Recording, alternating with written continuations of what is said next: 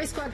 I mean, quite frankly, don't know anything about them other than their performance thus far, of course, in the groups. I remember Filian from Team Poland at the Overwatch World Cup, and that's about it. And I think he had a super solid performance. I think Team Poland overall were solid. Just, you know, not getting as far as other countries, of course, but there's experience on this roster, and they call themselves Metaboiz. We'll see how much they stick to the meta. I know. I think like that's what I'm really interested in. I feel like it is going to end up being sort of more of the same as what we saw in our very first series of the day. So the Orisa, the Sojourner, the Cassidy, Tracer, Kiriko, Lucio, you know, kind of all of that. So that's what I'm expecting. But yeah. Yeah, here's your position, though. A lot more name value, of course, on this side. Also, we're going to speak Junkrat into existence. Please. Make it happen. Please. I'm feeling it. I read it in my tea leaves this morning.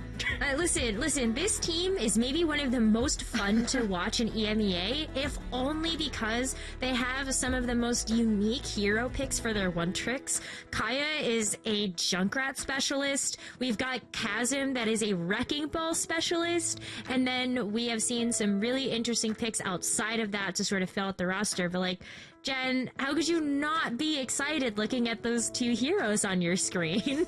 Aya have been just menaces in the EMEA Contenders Europe scene, casting them for so many years. Like, you got Necros, the Genji Lord, on the bench, which is crazy. Once that Genji meta comes, you better watch out. But a Junkrat one trick is crazy. Chasm with the ball changes, I wonder if he's gonna show us how that's gonna be done. But oh yeah, have been the anti-Metaboiz, if anything. And they nearly made it to the main event last stage. I mean, they really played the teams very, very close. It could have been theirs to win it, unfortunately. They did have a tough group as well. I'm very interested to see if they can make it out of groups this time around. Let's find out. The game is ready. Take it away. Thank you so much. Metaboiz versus anti-Metaboiz. It's what it's feeling like. But Meta is bringing us to Nepal first. Or Samoa? Okay. That looks like... Yeah. That looks like Samoa. I'm not sure. We're going to a control map to kick things off, and we have confirmation. It is going to be Samoa, picked by Metaboiz, and I'm honestly not sure how this one's going to go. When we've seen YEAH in their very first match of groups, we did see Chasm in this roster come in specific to play the Wrecking Ball, and then Kaya, of course, playing that Junkrat. And as we kind of load in, we can get a little bit of a sneak peek that surely may be what we see. So I feel like it might be a good idea for us to kind of go over some of those Wrecking Ball changes, because we did have a patch that came through in the middle of this past week.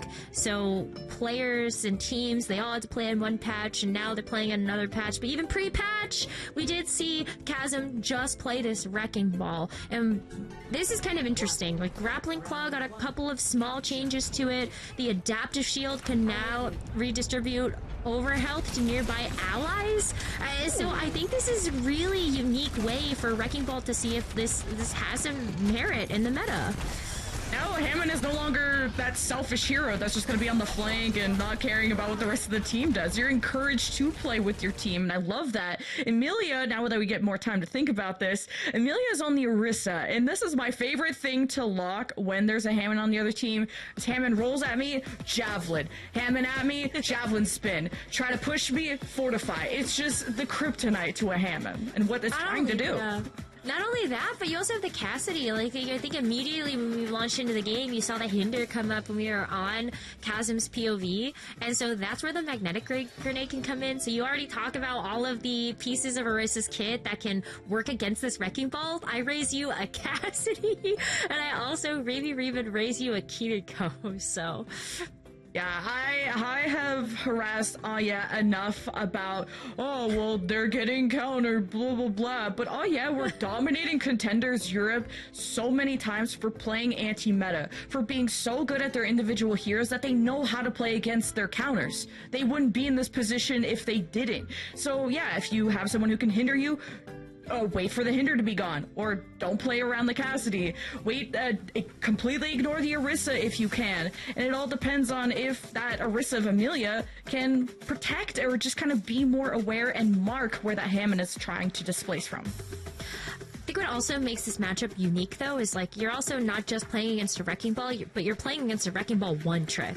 They've dealt with the Orisa before. They've dealt with all of these backline heroes, and if there's anything that you can learn from watching a Wrecking Ball that is just a specialist on this hero, it is just how you deal with every single aspect of that, and then you also have to throw Junkrat in the mix for all the rest of the CC you're gonna get. Yeah, if I'm ICAV, I am playing at Amelia's hip. There is nowhere that and this is what happens if you don't. This is what happens if you don't play next to people who can peel for you. A Lucio Boop is cosmetic at best against the Hammond. That is not going to be enough space creation. Absolutely have to stick by Amelia so the spear can be thrown. And even that extra 2 seconds of pushing that Hammond away is a world of a difference for someone like ICAV. Orisa sure might have Fortify, but the rest of the team does not. And so you could see the knock-up of that Wrecking Ball really come into play. You're kind of movement locked for a while, which means that you're now just great clay pigeons for the Junkrat to hit. Yeah, everyone is very mobile on Metaboiz except that Cassidy, and that's why Cassidy hasn't been meta, at least in the past, for the history of Overwatch until he got some significant buffs. So, all they have to do is isolate ICAP. This is going to be the primary person for Chasm to kill, and Metaboiz, ideally, Filian can flank and do some work against Ken, but against a Junkrat, you don't want to fall into traps, you don't want to get shot by a bat and headshot by a Kiriko, so Filian has way too much to handle. I don't think he's gonna have a fun time either. No, it's so tough because, go into a Junkrat trap, and there's probably also a concussive mind waiting for you, so it can be a little tough too, because Tracer did get a small nerf to the recall. It's gonna be another extra second for the cooldown, but, oh, look at that! Oh, Kitsune Rush from Saipe, Tech Soul 2, Riptire, and you don't have a Baptiste. You only have a Suzu. Actually, Suzu is dead. Kaya from the top rope. No, ignoring the Orisa, not sure if they could get the full kill, and we're very close to measuring that perfectly, especially after seeing Amelia without armor, so, zoning tire, still almost getting that Orisa killed is a good start. Well, like 15 seconds. I think that's plenty of time there, and we're already going to be in almost last fight territory. Big Terra Surge at best! The other team are very, very low. Amelia delivers even through the Immortality. A cool boy placed. In trouble. But hey, the work has been done. 85% is huge. 85% is going to be that last fight territory. There's a couple of other... that's fun. Small change to the concussive mines is they now have like 60 health instead of 50, so that's cool. Or sorry, the Wrecking Ball mines. But anyway, Metaboiz had to use basically everything in order to take back control at this point. Orisa does play stronger from being able to have this point control, but have found plenty of ways to get around that frontline presence. Yeah, Amelia is playing their life very well, knowing how deadly a Junkrat can be, and just staying firm at the front of the point and protecting it, and I don't even know what Ken's doing over there when the rest of the team is over there, so don't think you could play on an off angle if that was the intent there for the Cassidy, and when there's blood in the water, here comes the Sharks of Metaboiz. Isolating Kaya is big against an Orisa. That could have gone either way. Amelia would have had to hit the Javelin to have the edge against Kaya, but for now, Metaboiz are about to take the lead. Here's at the back, and okay, Ken clears out the point, is looking for Filian, who's gonna stay hidden, and there's the point flip. A point flip too, because now you're just looking at the team of Metaboiz having to walk into all of these Junkrat mines. Jeez, Chasm is such a nuisance back there.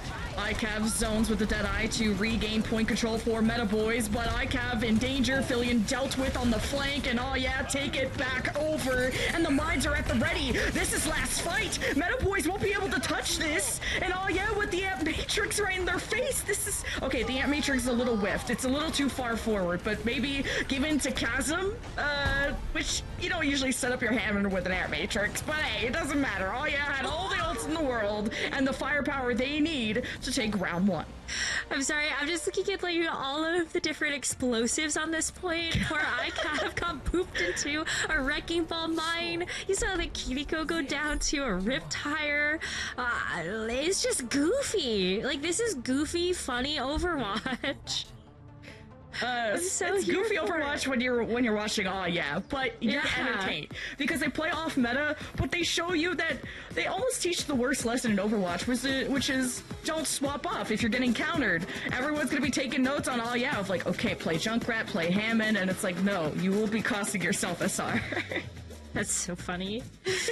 Oh my do gosh. this in the ranked games, please. Oh please, only if you're Chasm and Kaya. If you're in my ranked games, please, I will do anything to enable you.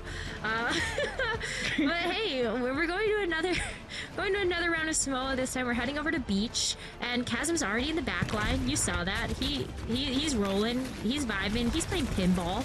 Yeah, they see me rolling and they hating, and ICAV is hating this, needing to play a lot closer to Amelia, and ICAV found that out the hard way. I think Fillion's job should stop flanking, because honestly, 1v5 or 1v4 is just not going to be possible against those heroes. Fillion needs to chase down Chasm when he's low, because Hammond is very speedy once he gets rolling, and he's going to be looking for mega packs, and Fillion wants to ideally deny that if he wants to help his team. That maybe you're looking for a magnetic grenade just to help hinder that wrecking ball, but there's also not really a whole lot of CC. The only thing that you can look at is maybe the Lucio boop to help get that like 0.45 second movement lockout, and even then the Lucio is dead, so yeah, it's tough. You only really got one shot at some of these cooldowns to hinder this wrecking ball. So Saipei teleported to Chasm. Oh Yeah had a 2-2, or we're split in half, pinching Metaboiz from both sides. So Metaboiz are like, okay, if this Kiriko is going to be on the other side of the planet, then let's run over the rest of the team in front of us. So then that way they went after Kaya, Metaboiz killed them, and oh yeah, the split approach didn't end up conquering either side. So Metaboiz have the point, but for really how long? And Fillion, yes, needed to chase down Chasm, but also Chasm has more health than a Tracer. So you have to be careful with how you take that 1v1 still. Yeah, and you're still a little bit squishy, and you also have so much help that could come through from Coolboy or Saipei, so I would definitely be really nervous about that one. It's ready for this Kitsune Rush, though. Amelia's already so low. Kitsune Rush just to heal Amelia back to full, and look at the explosive power of Oh Yeah! Just tearing down all of Amelia's health, and the Kitsune Rush just got completely zoned off from all the mines and everything Oh Yeah threw at them, so Oh Yeah are trying to close the gap in the score. Closing the gap a little bit, but I think you're still a little bit worried about having to deal with, like, Coolboy. Let's not forget that Baptiste can still dish out a bunch of damage, even though Coolboy isn't necessarily showing up in the kill feed in the same way that Kaya and Ken are. But, like, you still have the amplification matrix, time to go pop off, and, yeah, go be by your Junkrat. That's also really funny. Ooh, and Matrix? Goodbye, Metaboiz. They do not want to get outside of that house. And oh yeah, get to zone them off. Smart move by Metaboiz. Now they have to close the gap. They have to traverse this bridge, go to the other side. They're going to use the speed of Flipper, and if things get hairy, you got a sound barrier, but oh yeah, focusing Amelia down. Sound barrier time from Flipper. Metaboiz need to use this resource to get something done, and Fillion's on the flank, but Ken shuts it all down. The overclock to cut down Metaboiz at the end. Now 80% plus for Oh Yeah. It's coming down the last fight for the map. Last fight for the map. Saipei is going to have the Kitsune Rush as well, and Chasm may even just get another set of mines to drop on the point. So it's not looking great for Metaboiz to come back into this one. Yeah, 95%. Kitsune Rush from Saipei. This is looking very chalked. Your win condition for Metaboiz is to depend on Pexel or Fillion, and how Metaboiz can work together. There's so many threats to worry about. As soon as Chasm disappears, they need to look at Ken and Kaya. And of course, the pulse bomb gets negated by the immortality. A great job by Coolboy, and all the kills coming Oh Yeah's way as soon as Metaboiz wanted to convert close range. You just can't get close to someone like Kaya. You think that a Junkrat is a vulnerable hero, but so deadly, lethal. and Kaya and friends will finish off the fight and take map number 1 of Samoa. How do you practice against this? I feel like it's another one of those Clockwork Vendetta stories where they were the only ones running the Orisa and the Torbjorn and all of those pieces together, and now you have to play against a Wrecking Ball one-trick and a Junkrat one-trick, who know these heroes probably better than anybody else you could get practice against. Yeah, it's tough. The win conditions we do name, like if you throw a spear into a Hammond, it's to slow them down. You need everyone to have like a CC chain and all of the focus into a Hammond. So it's either you try to kill the Hammond or you have to shift your focus from one target to another to perfection against a team that are just gonna dip, dive, and dodge against you. And even with someone like Kaya, who's on a Junkrat, that should be someone you can lock down in a vacuum. Kaya doesn't miss the nades and puts all of that focus into Amelia, who's trying to close the gap, and Kaya bursts down and wins the 1v1 against Amelia, who's one of the tankiest heroes in the game. So there is no easy solution for a team like Metaboiz.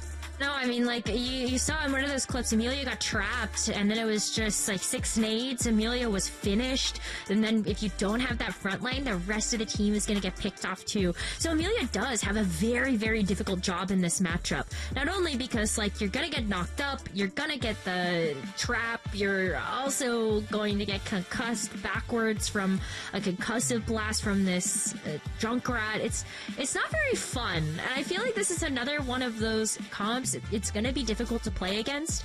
You know, like, not even just when we had the shield meta, but I think, like, with all of the CC that some of these metas have had, like, the tanks have just had a generally hard time.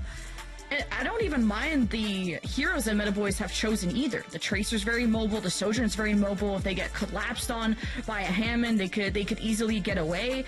Even the Orisa's not too shabby. She's got a great gap closing abilities. The only thing you can maybe think about is a D.Va if you wanted to go full hard counter. Is that something even Amelia is comfortable with? I don't know. But the D.Va, my argument for that is to be able to matrix the Junkrat nades once you want to get close, to have more chase down potential against a Hammond. You're a lot more flexible to shift from target to target and be lethal close range. So that would be like the only thing I could think about. But then D.Va has to play out of cover a lot, and it's very hard for Amelia to hold a point on control, being someone who can't take poke. Yeah, and like if you don't have the defense matrix or you're not looking in the right direction, then it can also be really difficult. Because at the end of the day, I think what's making OWCS YEAH even more powerful is that Metaboiz, they can't play aggressive. They have to play from behind. They're playing defensively. They're playing reactively. And I think with the D.Va too, it makes it even more difficult if you're playing reactively, because you just aren't going to be able to initiate on a lot of those picks. But we do have a sub coming through, so it's going to be Fake Jake coming into the roster and Fillion coming out, and this kind of speaks to me that maybe we might get a little bit of Echo, just something that the Tracer doesn't necessarily, Tracer doesn't have to deal with the Junkrat anymore. Maybe you do something that's just out of the range of the Junkrat entirely. Right, and a lot of synergy on this team. When ICAV, Fillion, Fake Jake all played for Team Poland, I didn't realize till I had to actually search it up. Because a lot of these guys are kind of brand new to the scene and don't even have Wikipedia pages. So this is where, like, stages like this, they can really develop. Speaking of developing, we have a Roadhog. We do have a Roadhog. Okay, this was the other option that I thought for tanks. I'm like, just hook the ball. Just hook it. Yeah. Because then you have to bring it into you bring it into the rest of the damage of the team. You're also set up for some really explosive damage when you've got the Ashe as well as the Pharah. It's been a while since we've seen Pharah actively take a competitive Overwatch stage. After all of the reworks that happened to this hero, it's still a little bit weird to have to play around all of the fuel changes. So yeah, I think it's going to be really exciting to not only see this hero pick, but also what can we get done with this Roadhog. This is just so goofy. Roadhog is so it's selfish. goofy Overwatch. It's goofy Overwatch. Like, you hit the hook, and yeah, cool, maybe you get a pick, but if you don't hit that hook, you're a sitting duck, you're a meat shield, you're an ult charity giver. It's not... I think D.Va would have provided more utility, at least in the tank department, but we'll see if EMEA can prove me wrong. For now, Kaya is on the high ground, and that is something Metaboiz need to deal with, and namely Fake Jake, who's trying to even identify where Kaya is, because Kaya's trying to be countered by Fake Jake, but like I said, Aya don't metaphorically have counters. No, because at this point too, like, you still play from cover, and so yeah, you can see this, like, you know, Fake Jake is trying to shoot through one window, Kaya's just not gonna sit there and gonna shoot through the other ones. So it's still gonna be an interesting poke war between these two projectile DPS. Yeah, Chasm only had one death, by the way, on the last map. I was really curious about this, because what punish... I was wondering what level of punish Metaboiz had, and I wonder how that's gonna change after this map. For now, I still have to cap the point, and half the time bank is gone. The bomb is being thrown to quote-unquote contest, but it didn't actually hit the point, but it did zone off yeah for a hot second, and as soon as they came out, yeah, we're punishing them. So, yeah, we're playing more deathmatch than worrying about the objective right now, but I'm having fun. No, I'm having a great time. I'm just here to watch the chaos ensue, and I'm ready to see these mines get laid down.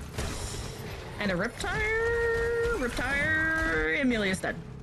There's only so much your forearms can do as Doomfist against a giant explosive. So, yeah, it took a bit of time. I think there could have been more point presence, but Chasm is anything but present on an objective. Chasm is trying to set up kills, and that worked out in the end. It did. I think you always have to play this really slow, right? Because you don't want to, especially on Midtown, when you don't have a Lucio, you're not able to get into position nearly as quickly. So it's all about patience, and patience being rewarded. Now, Chasm, where are you going? Where are these mines going? Are you just gonna go after a Pharah 1v1? Because it does look like that's happening. Okay, hiding from the dead. Oh, it's almost a pile driver from Chasm. That could have set up a huge play for Ken. But Kitsune Rush from the defense, dropping down. Emilia just hammered to death. And yeah, just play off the Ant Matrix. This barrage looks like a swap one, or that was a choice of all time. And yeah, just playing to their strengths.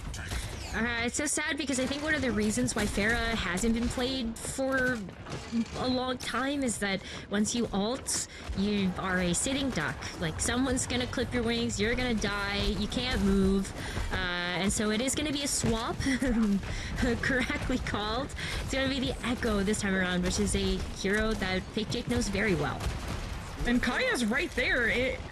In this underground area, so Fake Jake, if they can get all the sticky nades and focusing beam on Kaya, maybe after spawning some important cooldowns, that could be an execution opportunity out of Fake Jake if you're not taking random poke damage. So I see Metaboiz stepping up, taking back the fight, and playing back when their numbers were down, and they salvaged that. Well, there you go. It's a nice defensive hold. Amelia on the Roadhog is still able to put in some disruptive work with the hooks, as well as those combos. That's the other thing about the Roadhog, too. I think that it's a fun choice, but maybe not the most effective one, is that hook pull combo is not necessarily a one-shot anymore if you're not super accurate, so it can be a little bit difficult to make sure you feel like you're getting that maximum value. But there's the hook. See? Wow. Perfect execution. Great whole hog too, knowing that the Hammond was going to be pushed up against the wall and would have added more damage to that. So we saw some of the value of Roadhog, but also the value of the DPS from YEAH, who are still winning on this underground, or this under archway side. 1v1 between Texel and a Widow, I believe, and Texel being down is quite painful. Flipper will be the last healer for the defense. Fake Jake is copying a Hammond to maybe try and 1v1 some of these DPS, and is so close and does a good job of at least getting one kill out of this dupe. Duplicate is so fun to see like how these echoes are going to use it, because it's like, do you go after the tank? Do you try to go after the support for a little bit of immediate utility? But I think the Wrecking Ball, everybody's having fun in this one. There's the Diva swap you wanted though. Amelia's going to come back not on the Roadhog but this Diva, so maybe this defense matrix is going to be enough, and you've got a little bit more with the boosters to try to get some get in there, get in the fight quickly. Yeah, I'll be invoicing the coach of Metaboiz after this. Yeah, I mean, Amelia doesn't have to hold the bridge too, which is the weakness of Diva in terms of holding space. Amelia can dance off the bridge, go back on it, and shift back and forth, and ideally throw the missiles in Ken's face, Kaya's face, chase down Chasm if needed, but there's a Riptire. This could head to the back line. Flipper has the immortality, has already brought it out, and thankfully Metaboiz were able to shoot down the Riptire in time.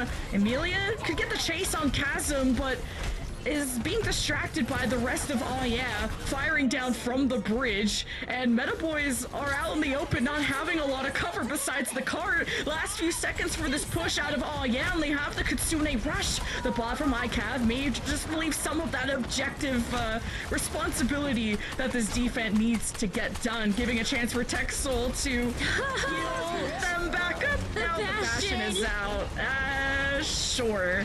Still, Oh Yeah have a lot of protection off the bridge. The Deadeye comes out, not finding any kills, forcing Metaboiz into cover.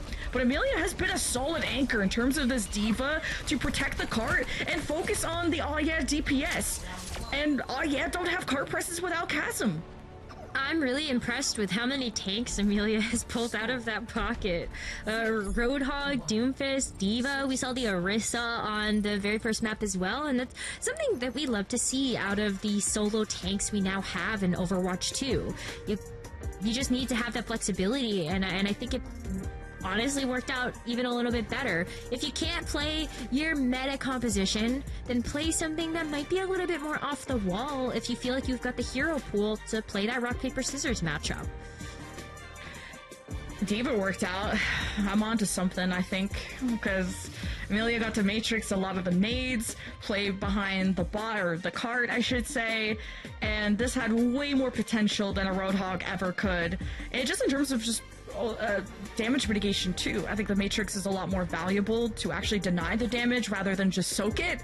And yeah, the weakness being exposed here of they don't have front presence. It took them forever to cap the point because the only person that can realistically play that far forward is Chasm, and Chasm is on roll around duty. It makes it more complicated if the Roadhog is on the other side, because you can't just freely go into the backline without wondering if that cooldown is available and if Amelia is gonna land the mark and hook the ball into, what was it, the full damage from the right click, and then you have the focus beam from the Echo, and that's just a dead Wrecking Ball. And also an ult battery if you want to put the shoe on the other foot there too. Amelia stuck without shoes, getting trapped by the Junkrat there, and Chasm waiting to pile drive for the perfect moment. Fake J can stay in the air, and that's the advantage versus an Echo, but doesn't have like a lot of... You'd have to hit a lot of direct rockets in a row. I think with the focusing beam and the stickies, it's got more potential to be on the Echo, also way more valuable. Like, you realize with the barrage how quickly that can be punished. But Fake Jake staying in the air, at least that would be the point of Farah, and now running into a Junkrat is tough, but Metaboiz convert at least on one, but a 4 versus 4, it's not something Metaboiz can work with. You're gonna have to go back to the drawing board for sure, because you just need a bit more of that tankiness. But Amelia is gonna switch off the Roadhog right away, heading over to the Diva. I think this is a great choice too, because as you talk about that Pharah being vulnerable, well, the defense matrix is one way that you could ensure that Pharah actually gets off the full barrage without taking that incoming damage. We've seen that combo a lot, and it is one of the reasons why it's so effective. But here's another attack push coming in from Metaboiz. Back to the Diva. The Echo swap, I hope, will be coming next. We'll see what the barrage could do, trying to float above the Metro. Station is a good way to catch the defense off guard, and didn't even really need to pop the barrage. Oh yeah, we're already low and overextended. So Metaboiz made it through the initial choke. They're all very low though, so Texel is trying to bring everybody back up, and as soon as they turn away from the tank, Amelia loses the mech. Fake J converts on 2 with the barrage, but there's not going to be any point being capped with Ken's Bob in the way. Oh, Flippa actually used the amplification matrix. Yeah, Metaboiz don't have everyone alive. The comms are completely whacked right now. Like, your tank is still coming out. ICAV can at least get the first take. Metaboiz should be back. You only have one healer, so Texel has to use the Kitsune Rush as soon as Aya's recontest comes in. If it does, Chasm being in tells me, oh yeah, want another shot at this. So Kitsune Rush from Texel as Metaboiz stop the reinforcements of, oh yeah, they'll just try to ignore Chasm, but now you can't because he's contesting the point, and Metaboiz focus on everything but Chasm and then wait to finish him off last.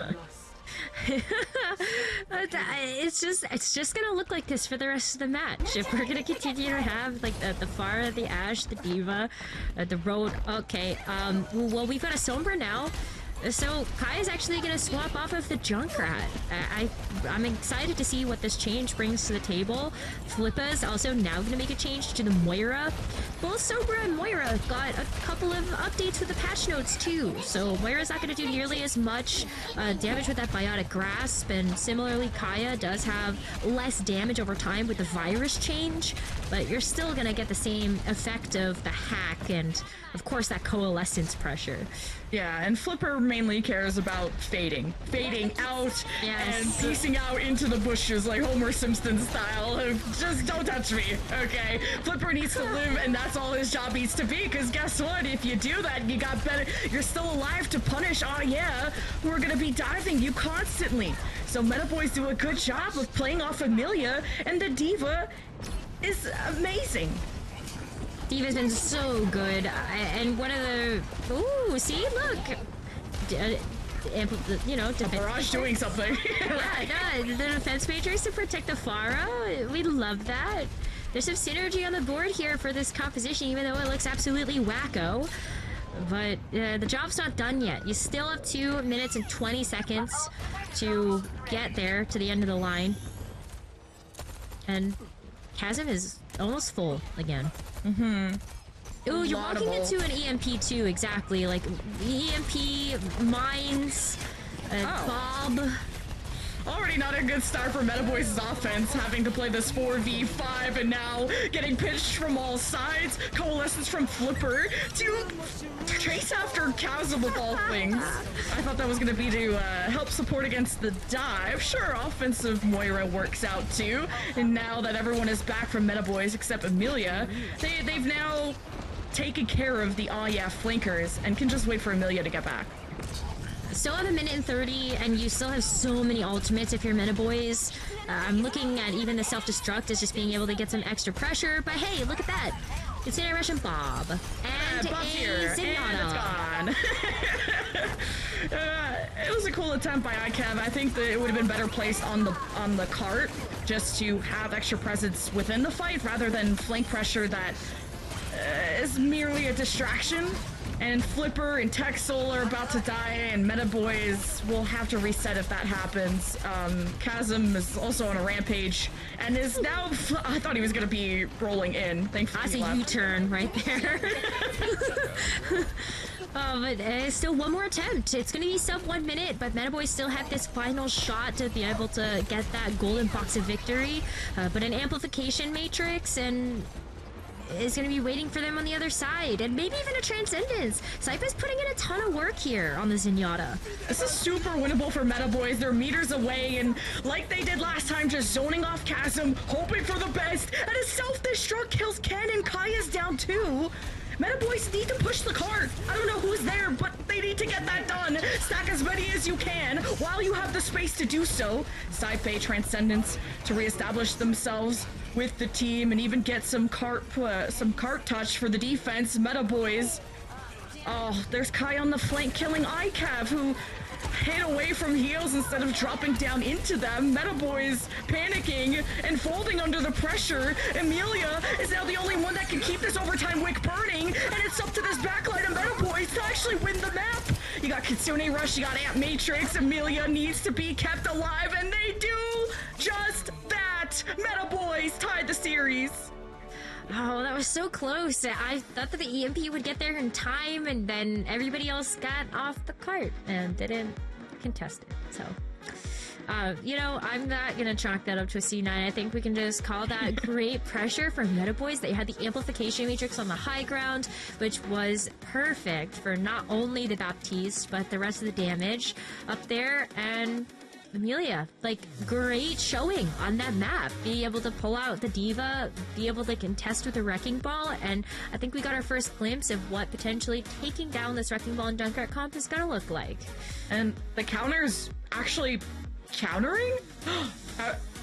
Is that what's really happening? Flipper goes to Moira, which not like a counter, but more of just a survivability swap. The D.Va, the counter, that's been just an anchor to chase down the Hammond, or to really just have better damage mitigation options against the artillery coming their way. ICAV has swapped to a few different things. I hate the Cassidy because it just doesn't have the mobility that anyone else does. But the damage got buffed, so maybe why not?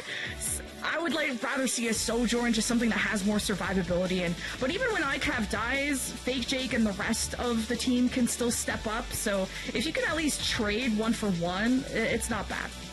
It's not bad. I think, like, with the Pharah too, you're still slippery. Like, Ken is going to have to really focus down their shots and maybe not focus down that DPS onto the front line to get that damage. And so it might just be enough of a distraction tactic. Plus, Kaya had way more trouble on the Junkrat, even switching off to go to the Sombra instead.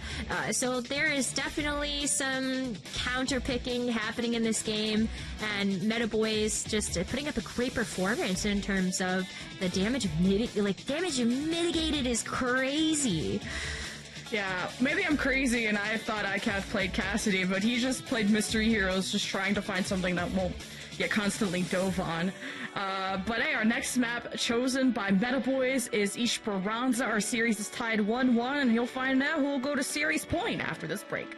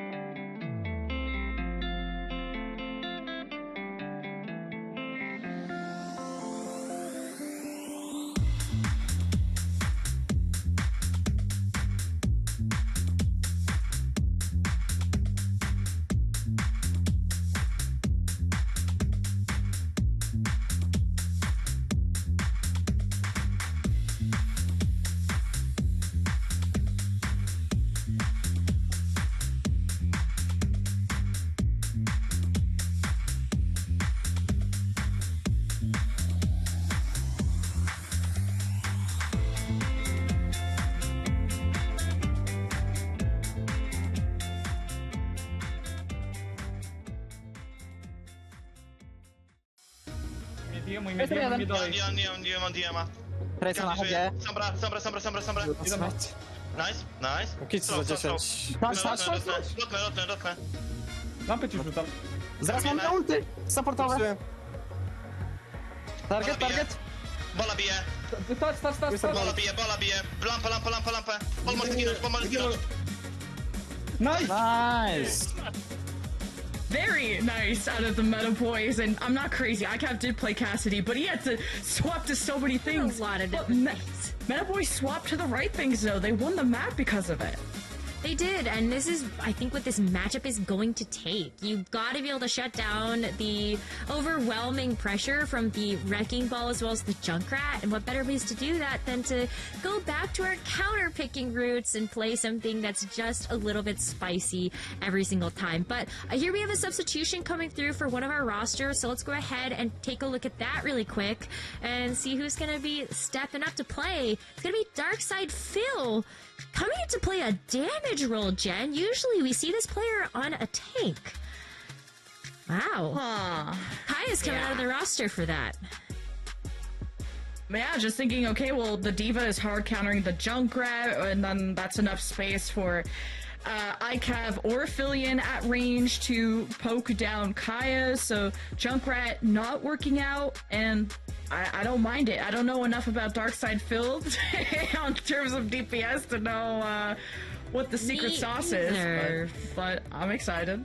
When we saw Darkside Phil during Stage 1, it was to come in to play the Orisa, alongside, of course, like, the Junkrat that we saw from Kaya. Chasm, though, staying in the roster, should be able to see a bit more Wrecking Ball, but maybe Darkside Phil has something up the sleeve that we don't know about. If anything, it's not going to be the Junkrat or the Sombra that I think limits the composition in terms of changes that you can actually make. So let's see what kind of flexibility YEAH still have up their sleeve. They've got a deep roster to be able to dip into. I know we talked about Necros being able to play the Genji if they want to swap him in, but it's going to be the Cassidy from Darkside Phil. Sure, why not? Yeah. Sure, what I mean, I'm gonna say sure, why not to any hero that YEAH picked, because they play against their counter as well. They make everything work, and finally got a taste of Kryptonite on that last map, and hence why we're in a tied scenario. But this map was chosen by YEAH, I believe, so that's where YEAH get to go crazy off the ball. That can just push anyone off the bridge, and then ideally you shoot them after. Yeah, you know, it's simple step 1, step 2, and step 3. But the fact that we have to see a bit of setup here, though, because you've got like kind of this poke-oriented comp on both sides. I know I say that as weird as it sounds with like a Bastion, but the Bastion's got to get set up, so does the Sombra, and then you've got to get the D.Va in place for that too, and YEAH are just going to continue to pivot around this central pillar. This is just a better map than Colosseo when it comes to Hammond, so this makes a lot of sense for YEAH. But Metaboiz are playing inside of rooms or playing in corners that Chasm would be inting if he tried to pile drive into, but it all depends on the support, because Ken, very mobile on the Tracer, can dive with Chasm, Saipe can TP in, so I think Chasm will get a lot more support with this type of composition. Metaboiz want to catch up to the bus, because the bot is moving away. Now Metaboiz are forced to take the fight if they want to get something done. The Matrix plus the Bastion! Chasm, how does he live that? The fact that Ken just walked face first into that and didn't die is insane to me. YEAH have no fear at all. Dipped into a room, grabbed a health pack. Yeah, somehow, even if it was a mini, I think you'll take that over dying. And so that's going to be the amplification matrix down. Sombra doesn't get away with that either. And now meaningful push bot progress as you make your way over to the bridge. The good thing about the composition that Metaboiz has is that it's pretty mobile. You don't have the Lucio, which is something that we would normally see on a map like this, just to be able to get back into these fights a little bit faster. So you're playing in a little bit of an awkward position where YEAH's bringing the fight to you. There's not really the same tussle over the bridge as we would expect. So, yay, have fun with the chaos. Have fun with those mines. Chasm has no chill at all and keeps them trapped. Metaboiz break out, use the EMP, and Saipei tried to counter with the Kitsune rush, and most of the team is dead, so they're are not going to get full benefits from that. And Metaboiz do a great job of countering Chasm again.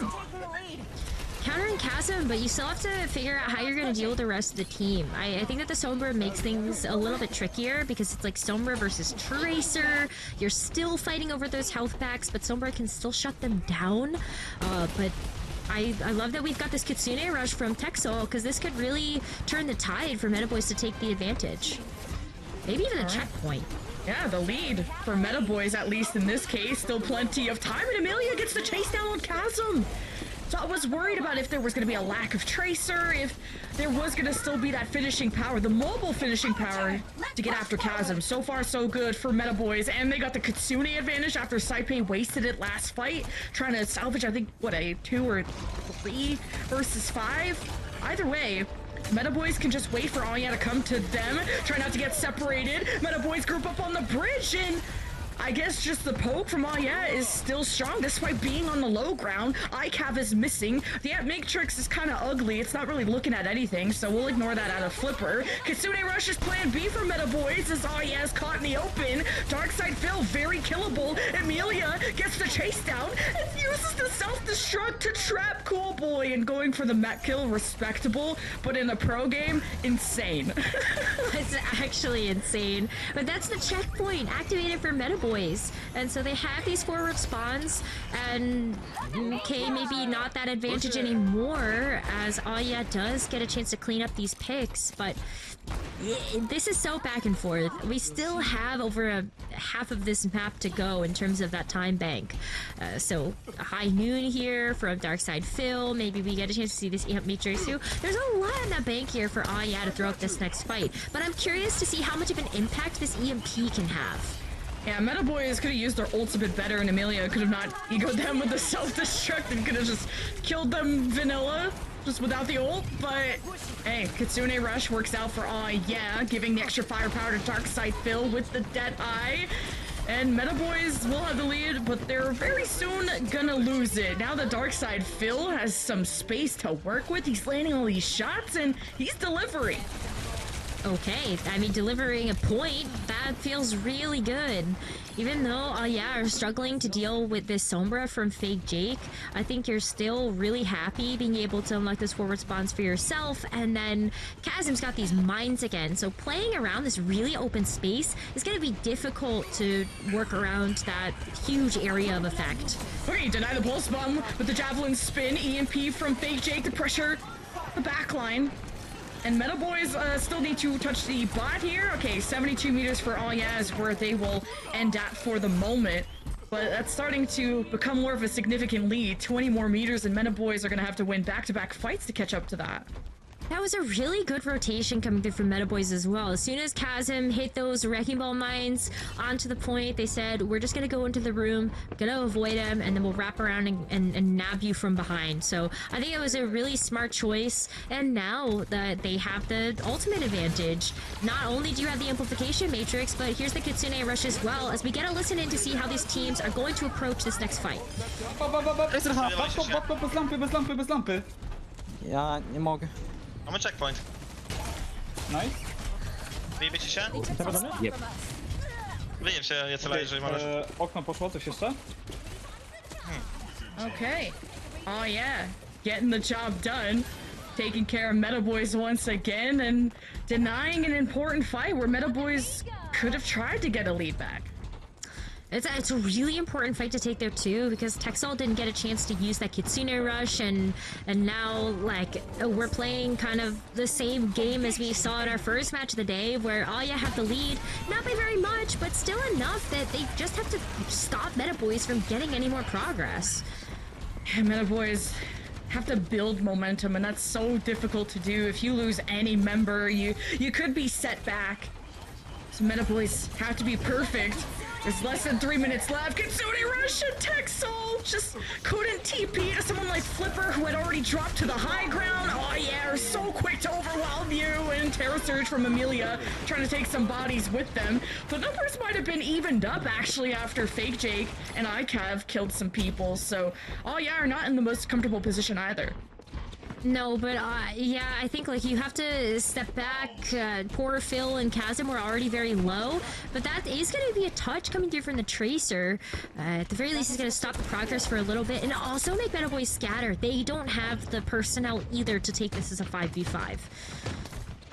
Okay, Chasm waits for his moment with the mines all right at the chokehold. That could have been good.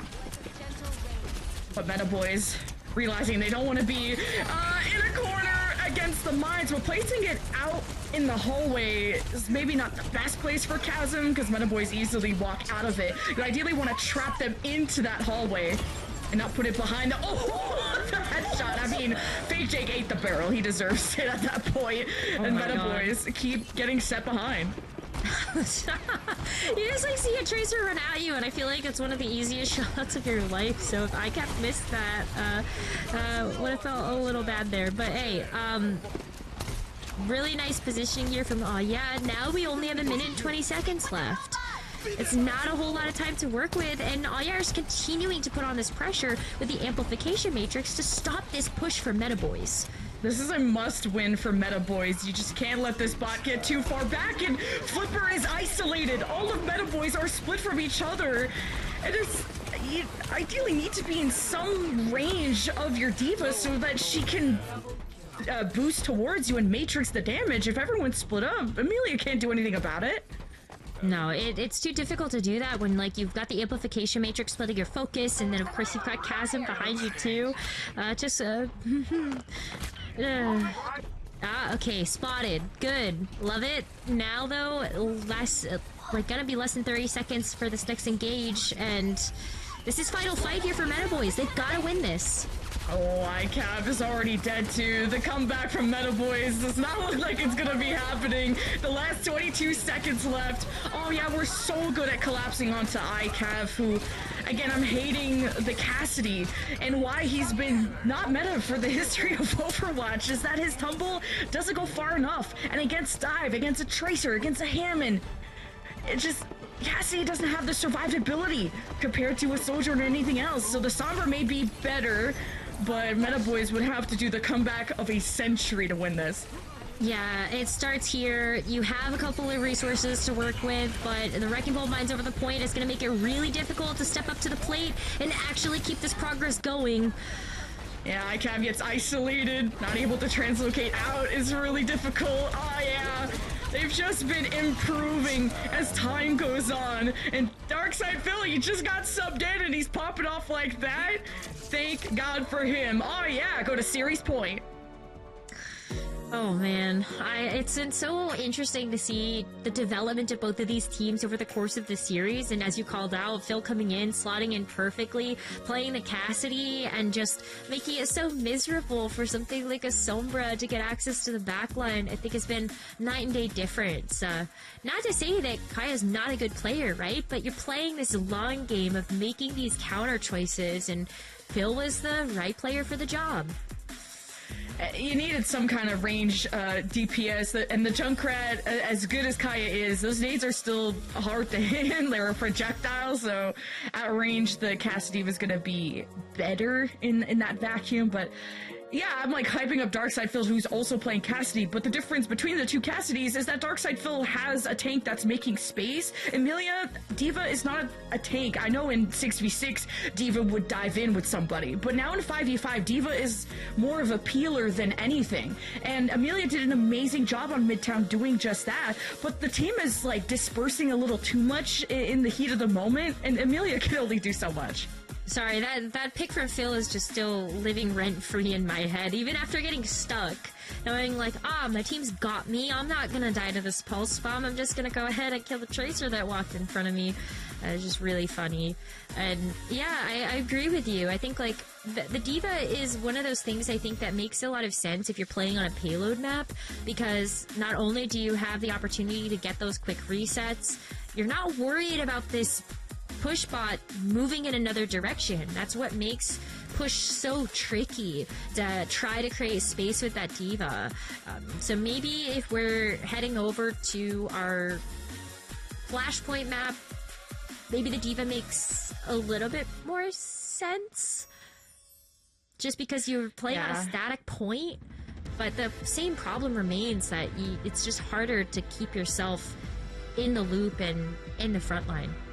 And Philia needs to just go back to Hammond duty. I know it's really boring to be like mechanically amazing and just shoot the most giant target in the game, but that's exactly what they needed to do. Metaboiz would win fights when they converted kills onto Chasm, because then then ICAV gets to actually shoot something instead of getting Hammond pile drove on and like not a Kaiser, but a Tracer behind and stuff. So gotta go back for Metaboiz to play from front to back. I know Chasm is very elusive and frustrating to play against, but you can't switch targets too fast either. There needs to be a fine balance between focusing down Chasm and switching to a better target afterwards. But if you swap too early and Chasm is still killable, then you lose a big opportunity, and then he gives a ton of support ult charge to his team. Yeah, if you want that front to back damage, just Wrecking Ball still is a tank, so a very survivable one at that. Gotta make sure that Wrecking Ball is out of the way, but we do have another substitution coming into this roster, and so it's gonna be Kaya coming back into the roster, and Darkside Phil actually coming in for Chasm to move over and play that tank role. When we've seen Darkside Phil in New Junk City, it's always been to play something like the Orisa, and this is also the map that Kaya ended up getting a 4K Riptire kill onto the team. God. So, like, yeah, maybe we're in for another one of those. I'd be stoked. That should be illegal. You know what should be illegal? Not playing Kaya, a Junkrat player on New Junk City, the Junkrat map. So, totally understandable staying on brand, you know? Yeah, I mean, it's like, you gotta play the Junker Queen. Maybe it was a Junker Queen. I honestly can't remember at this point, because I've played everything under the sun. I swear it's been Orisa, but... Okay, maybe my mind is deceiving me. Because there it is. But hey. Oh, actually, I'm looking at the stats that we got given after the last map, and ICAV actually kept up in terms of damage numbers against Darkside Phil, 11.3k to 11k, favoring ICAV. But the difference is the deaths. 7 deaths out of ICAV, 2 deaths out of Darkside Phil. Like, that's just the impact that a Hammond has onto a Cassidy. Yeah, and I think similarly, when you take a look at the tank deaths, Chasm died 3 times, Amelia died 8, and it's no fault to Amelia in this situation. It's just that when you're playing the Diva, or you're playing the Orisa, it's way easier for you to target down the tank because you just don't have the same type of mobility and escape that the Wrecking Ball does. But it's gonna be going back to basics for these two teams. You've got ICAV and Ken on the Sojourns, Orisa on both sides. The only difference is gonna be this Tracer versus Junkrat that we see. Maybe Metaboiz have a better chance in a pseudo mirror, at least a tank mirror, where Amelia has done a good job just being an anchor, not being overly aggressive, not being passive, just trying to really unite the team. But Amelia got united with the wall and almost got reunited with God, but thankfully they get back to the team, and Metaboiz are just getting run over right now. This Ducky is a menace. It's so tough. The Rubber Ducky leading the charge into the bloodbath that might be this game. But hey, I think still Metaboiz have a great shot to get back into this. Amelia is not too far away from this Terra Surge, and you're also looking at Flippa coming up to that sound barrier. Just both support ultimates being on 9 is going to feel nice to get that engagement into this next fight. Oh, you have the point, so they can play this dance all night long. Bring around the Rosie, too. And Saipe can teleport, may need to assist this front line. There's the Suzu and the Kitsune rush right to the Terra Surge. Amelia is crazy for that. But a sound barrier still helps the rest of capitalize on that moment where the tank from Metaboiz is missing. And the Riptire, just to celebrate the end of that point. I don't think Metaboiz will be able to touch. We'll see, though. It's going to be really tough for them too, and I think at this point, if you're Metaboiz, you might just want to try to get set up on the next Flashpoint. So they aren't even going to do that. They're hoping that the next Flashpoint is going to be somewhere on their side of the map, because there it goes. Fake Jake is also going to make a swap over to the Pharah, so still playing this counter pick game to play up against the Junkrat in an easier fashion. The Tracer was just having too much trouble getting access to that backline, and at the very least, you do have that concussive blast to help try to push everybody away, disrupt that structure that AWW YEAH has in their composition. So Metaboiz are able to get to the next Flashpoint first as we head over to the Junkyard. Okay. Is it ending now? Ken wants to end this point quickly. Oh yeah. Completely zone off Metaboiz from the point, who looked poised to cap that first. Sound Bear from Metaboiz, when they're right on the coast, is a difficult spot to be in. Metaboiz aren't necessarily getting an advantage from this. Texel's just gonna die with the team, so a wasted Sound Bear is really rough. Now AWW YEAH should be in a position to make this a good one. It doesn't feel good when you have the sound barrier advantage and then you lose the fight anyway, because AWW YEAH not only got control of the point, but like now you're missing such a critical ultimate to deal with something like the Terra Surge. You have the Suzu. When you were playing something like the Baptiste, you had the Immortality Field as just a bigger AoE effect, but here's the overclock from ICAF. There's barely any targets in sight, and now at 25 HP, ICAF still kills Saipe, who's trying to place the Kitsune Rush. So AWW YEAH just don't have heals to make this a long brawl, and Fake Jake had a javelin spin to the face trying to barrage. So again, barrage, just not a good ult against this team. AWW YEAH managed to make this kind of close despite not having a main healer for the longest time, but Metaboiz will still keep the point. The Metaboiz get point control, and now AWW YEAH bought themselves that last fight territory. The sound barrier advantage is in their pocket, and as is this Riptire. I am never gonna count out this Riptire. Typically, when you look at like two high-skilled teams going at it, you expect that the Riptire is gonna get shot down, but Kai's been able to get a pick or two every single time with this Riptire, if not even to get the zoning from having the pressure of that ultimate. Riptire coming towards the back. Metaboiz should be able to hear this and shoot it down, and AWW YEAH want to take advantage by pressing through the front and have a distraction. So AWW YEAH doing a good job of, well, taking space in terms of winning the fight. That's a different story. You needed the sound barrier from Coolboy to actually salvage that, and Ken with the overclock delivers that first pick that AWW YEAH needed to get a leg up. But now ICAV is on the high ground, making this difficult. AWW YEAH are now exposed out in the open, and Metaboiz picked them off. AWW YEAH were just this close to winning the point.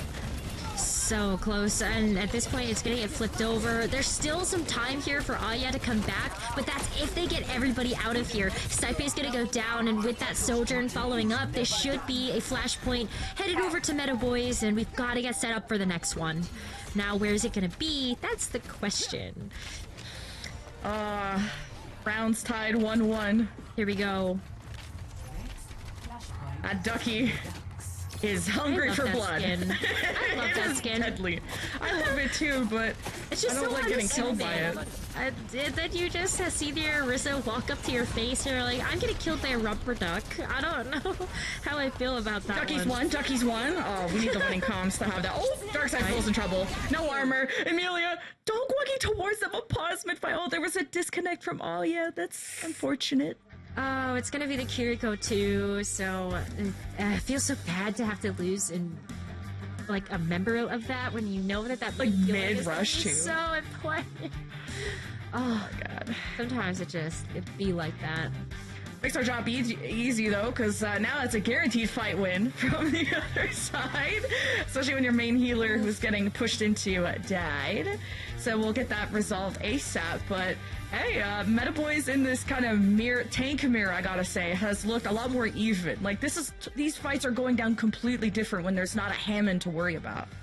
I think you have to consider, though, that, like, I don't know how effective the Wrecking Ball would even be on a map like this. So I think bringing in Darkseid Phil makes a lot of sense. I believe they ended up doing this, actually.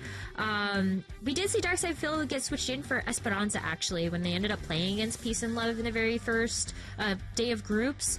So we've seen this look from them before, and of course heading back to stage number 1, we've also seen it there. But I think like when you look at the Wrecking Ball in New Junk City, like there's no verticality for you to play around outside of Bomb Flats and Junkyard. So like you're gonna go get stuck in a corridor where they somebody body block you. It like just doesn't feel good. What's not gonna feel good is this next coming fight.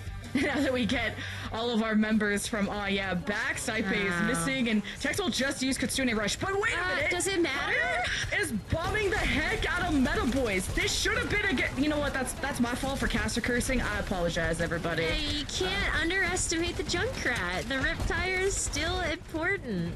There's gonna be another one up here.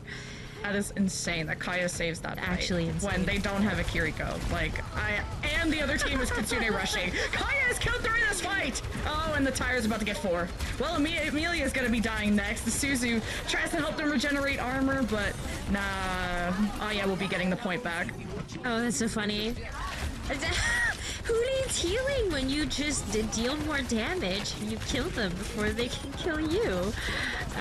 That's a great strategy. Why did I never think of that? These late staggers are gonna hurt too, and here comes Darkside Phil. Oh man, he'll be sticking around his pond. But wow, great clutch by Kaya in that moment. Yeah, super nice, and it bought enough time actually for Aya to get other ultimates online too. So Terra Surge, Sound Barrier, Overclock, all at their disposal, but ICAV's gonna hit it first. Okay, ICAV has to try and chunk through a sound barrier, so that's not fun at all. At least Amelia's body blocking. They're gonna do their best, trying to draw out cooldowns of yeah. Still have point control, now staying on the top bridge. ICAV has to be careful how they expose themselves to damage, and Fake Jake went from fire to soldier, so not my most favorite picks, but at least the more mobile pick than Afara. So Metaboiz swapping to everything they can to find what's going to be cracking the egg of yeah. Well, it's sadly not going to be that visor. Fake Jake got just chased out of the point and then walked into like the Junkrat damage, and the Lucio is going to switch over to the Echo, so still trying to figure out what hero is going to be able to make this work. If it's not the Pharah, it's not the Soldier, let's go ahead and try the Echo. It was effective when we looked at our first couple of maps of the series, but it's going to have to clutch up here because Metaboiz have to keep control of this point. Just need one fight to win this second or third point, I should say, to go to round point on this map. And Metaboiz, going back to the comp that won the Midtown, or at least most of it. The Diva would be what's missing, but Amelia wants to be the anchor, and Arissa is just going to be that much better on control. The sound barrier from Flipper helps Metaboiz extend the fight, but are just chunking through it. Now a Riptire. Like, fought through a sound barrier and won. Are just that good. They've done it again, you know? This is the second time now in this map that Flippa has had the sound barrier, but not been able to convert that over to an advantage. So, now on round point of this Flashpoint map, and so we're gonna see if they can just close it out here. Not a whole lot to work with outside of this overclock, but that could be all that they need here. Now they're gonna be the ones that have the sound barrier advantage too, actually. As we go over to bomb flats, we will ton of straightaways to try to weave in the Sojourn damage. Would ideally like to get Metaboiz in a place where the nades from the Junkrat can coalesce into a small area and get a lot of burst down, but so far all these nades are focused onto Amelia as Darkside just runs in, starts javeling people against walls, and Ken jumps into his own death, thinking he could get that finishing blow, but Fake Jake has had great punishing power with the focusing beam. This has been a great swap for him. Kitsune rush for Metaboiz to try and take back this point here at the last second, because this Arissa of Darkside Phil is so tanky, and Metaboiz need all the help they can get. Now they're even gonna use the Arissa to just throw Kaya off the map, I guess. So Metaboiz should be coming out with this fight. It just depends on the investment, but now are investing into this 4v5 with a sound barrier, and Cool Boy made the call, and this may just pay off for And Amelia's gonna have to rush back into things with the Doomfist, and it feels like it almost might be too little too late. Is able to take down Darkside Phil, so that opens up the door for Metaboiz to try to finish up these picks, but it's really only this Lucio as well as there's just this Doomfist left. Maybe it is enough. Kiriko is also here to save the day. Everyone is just so desperate to win the fight. They're just popping ults as soon as they get it. Like Metaboiz, 3-man barrier. They still don't have the point. Yeah, that was a long fight that only benefited YEAH at 86. Now they're one away from winning the map and the series. It all comes down to Kaya's Riptire chasing down Metaboiz' backline. You better run! At least EMEA was the only victim in that case. Yeah, but that is all of your tank pressure out the window. And if this is going to be the final couple of seconds, they cannot make a cohesive push without this team of 5. There's a touch for the overtime, though, so maybe there is still hope. Beijing is dead. The hope is diminishing. YEAH are just so deadly. Close range, long range. EMEA trying to disrupt them as the Doomfist, but will fall along with the rest of the Metaboiz as they also fall out of our tournament. And YEAH take the series.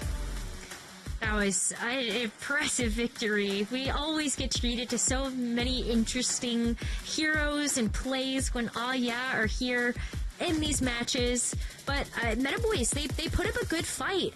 They were able to take Midtown. They were able to get a score on the board, but Zoe, how do you deal with this Kaya Junkrat? It's impossible. I'm glad that it is impossible because that means it stays alive and we get to see more of that. Although I do have to say on map number 2, Metaboiz, they had some answers to it. I think the addition of like putting the diva in worked really well for them. Not on map 3 since the map just really isn't conducive to such a composition. But I honestly think they tried their very best to deal with what was thrown at them.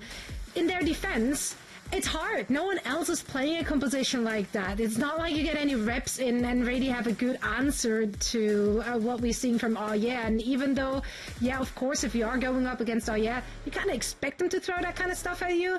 That doesn't make it any easier. Let's take a look at the highlights and some of the best moments of this match. YEAH aren't unbeatable. The peace and love have found the secret sauce. Surely I thought Metaboiz did on Midtown when they, I don't know if they're listening to casters, I don't know, but me and their coach are on the same brain wavelength of go to diva and peel for the ball, because that was their biggest problem, was dealing with Chasm. And then I thought Metaboiz had a better chance than going into an Orisa mirror, but turns out that it wasn't the case. That now the Junkrat becomes the newest problem, where Kaya's turning around fights solo. I mean, can't count out the Junkrat. If the Junkrat's not looking at your team or you can't see the Junkrat's probably gonna kill you. That's just how that works, right? Best Junkrat is not even looking at the enemy team and hoping that the grenades are gonna do the rest. So it's been fun to watch that. And the other thing about this YEAH team that makes them even more tricky to try to counter team is that they also have this this deep roster. Darkside Phil able to come in not just to play that DPS role, but also to come in and switch in to play the Orisa. If you need that on the tank, it makes him even more deadly. How do we feel about their newest member? They did only make one change heading into stage 2 in their backline. They say goodbye to Abs and added, is it Saipe or Saipe? Saipe sounds more bougie, so I've been going with Saipe. Yeah. I like it.